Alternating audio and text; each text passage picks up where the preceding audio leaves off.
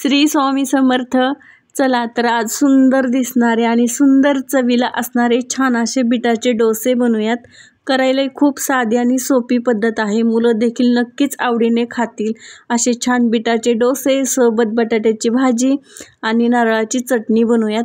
तर ही जी वाटी आहे याच वाटीनं मी 2 वाट्या तांदूळ स्वच्छ धुवून घेतलेले आहेत. तर याच वाटीनं मी अर्धी वाटी उडदाची डाळसुद्धा छान अशी धुवून घेतलेली आहे. तर आता याच्यामध्येच अर्धा चमचा मेथीचे दाणे घालायचे आणि पाणी घालून छान याला एक 4 ते 5 तास भिजवून घेणार आहे झाकण ठेवून. तर 4 ते 5 तासानंतर तुम्ही बघू शकता हे छान असं भिजलेलं आहे. नंतर एक मिक्सरचं भांडं घ्यायचं. या भांड्यामध्ये हे डाळ आणि तांदूळ काढून याला छान असं बारीक वाटून घ्यायचं आहे. तर तुम्ही बघू शकता मी छान असं बारीक वाटलेलं आहे.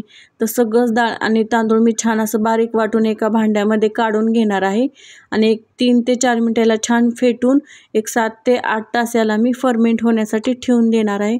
तर 7 ते 8 तासानंतर तुम्ही बघू शकता हे पीठ किती सुंदर असं फर्मेंट झालेलं आहे. तर या पिठामध्ये कुठलाही इनो किंवा सोडा टाकायची अजिबात गरज नाही आहे. इतकं सुंदर हे पीठ फर्मेंट झालेलं आहे. तर आता याच्यामध्ये मी 1 चमचाभर मीठ घालणार आहे आणि हे मीठ घालून सगळीकडून छान असं हे मीठ लागल या पिठाला असं छान मिक्स करून साईडला मी ठेवून देणार आहे. नंतर याच्यासोबत खाण्यासाठी छान अशी टेम्पटिंग बटाट्याची भाजी बनवून घेणार आहे. तर मी गॅसवरती एक कढई ठेवली. कढई छान गरम झाली की याच्यामध्ये एक पळीभर तेल घालायचे. तेल गरम झालं की याच्यामध्ये 1 चमचा मोहरी, 1 चमचा जिरं घालायचे. हे छान परतलं की याच्यामध्ये बारीक चिरलेल्या हिरव्या मिरच्या घालायच्या आहेत. त्यासुद्धा छान परतून घेतल्यानंतर 2 कांदे मी उभे चिरून घेतले होते. तर या कांद्यावरती थोडंसं मीठ घालणार आहे आणि छान असं मी परतून घेणार आहे. कांदा छान परतला की याच्यामध्येच मी अर्धा चमचा हळद घालणार आहे आणि 1 चमचाभर धना पावडर घालणार आहे. ते सुद्धा छान असं परतून घेणार आहे. नंतर 4 बटाटे मी उकडून घेतले होते. त्याची साल काढून त्याला कुस्करून याच्यामध्ये मी टाकून घेणार आहे आणि छान सगळं असं मिक्स करून घेणार आहे. नंतर चवीपुरतं मीठ घालायचं आहे आणि 1 पॅकेट मॅगीचा मसाला घालणार आहे. याच्यामुळे याची चव खूप सुंदर लागते.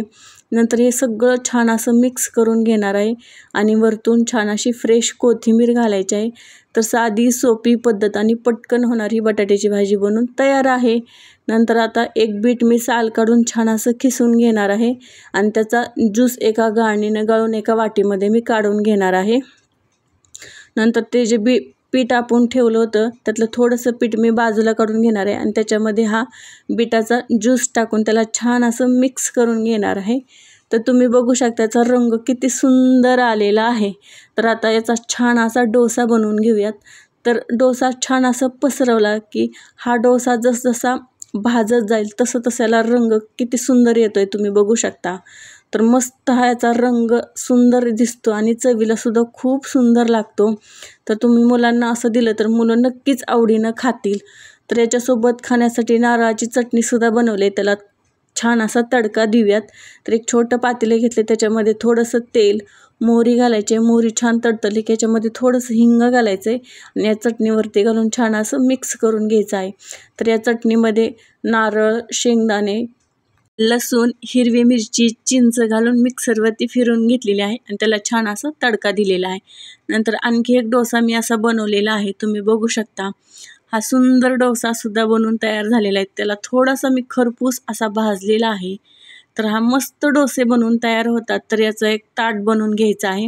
या ताटामध्ये हा छान रंगाचा सुंदर दिसणारा असा बीटाचा डोसा, छान टेम्पटिंग अशी बटाट्याची भाजी आणि क्रीमी यमी नारळाची चटणी.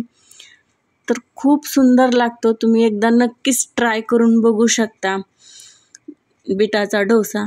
तर मुलांना देखील नक्कीच तुम्ही हा देऊ शकता. तर तुम्ही याच पिठापासून हीच पद्धत वापरून तुम्ही याच्या बीटाच्या इडल्यासुद्धा बनवू शकता. त्यासुद्धा खूप छान लागतात. तर तुम्हाला माझ्या या बीटाचा डोसा, नारळाची चटणी आणि बटाट्याची भाजीची रेसिपी आवडली असेल तर नक्कीच एक लाईक करा, कमेंट करा, शेअर करा आणि सगळ्यात महत्त्वाचं माझ्या चॅनलला सबस्क्राईब करा. तर भेटूया पुन्हाच अशा मस्त चमचमीत, टेस्टी आणि थोड्याशा वेगळ्या पद्धतीत बनवलेल्या माझ्या छान अशा रेसिपी बरोबर. तोपर्यंत बाय.